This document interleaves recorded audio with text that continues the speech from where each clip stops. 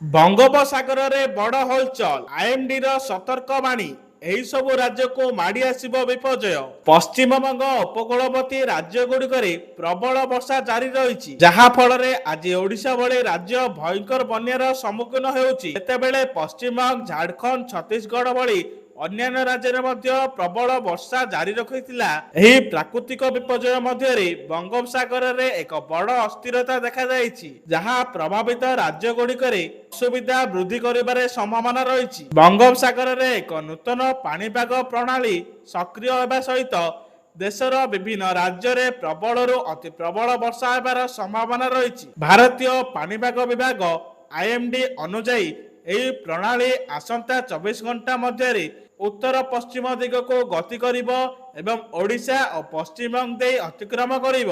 ପାଣିପାଗ ବିଭାଗର ମୁଖ୍ୟ ପୂର୍ବାନୁମାନ। ପାଣିପାଗ ବିଭାଗ ଅନୁଯାୟୀ ଅଗଷ୍ଟ 28 ତାରିଖ ପର୍ଯ୍ୟନ୍ତ ଓଡ଼ିଶାର ବିଭିନ୍ନ ସ୍ଥାନରେ ପ୍ରବଳରୁ ଅତି ପ୍ରବଳ ବର୍ଷା ହେବାର ସମ୍ଭାବନା ଅଛି। ଏହା ସହିତ ଅଗଷ୍ଟ 26 ତାରିଖ ପର୍ଯ୍ୟନ୍ତ ଘଣ୍ଟା ପ୍ରତି 30ରୁ 40 କିଲୋମିଟର ବେଗରେ ପବନ ବହିବାର ମଧ୍ୟ ସମ୍ଭାବନା ରହିଛି। କେବଳ ଓଡ଼ିଶା ଏବଂ ପଶ୍ଚିମବଙ୍ଗରେ ନୁହେଁ, ବରଂ ପୂର୍ବ ମଧ୍ୟପ୍ରଦେଶ, ପୂର୍ବ ଉତ୍ତରପ୍ରଦେଶ ଏବଂ ଛତିଶଗଡ଼ରେ ମଧ୍ୟ ମଧ୍ୟମ ବର୍ଷା ଜାରି ରହିବ। ଅଗଷ୍ଟ 25 ତାରିଖ ପର୍ଯ୍ୟନ୍ତ ଉତ୍ତରପ୍ରଦେଶରେ ପ୍ରବଳ ବର୍ଷା ହେବାର ସମ୍ଭାବନା ରହିଛି। ଉତ୍ତର ପଶ୍ଚିମ ଭାରତରେ ମଧ୍ୟ ବର୍ଷାର ପ୍ରଭାବ ଜାରି ରହିବ।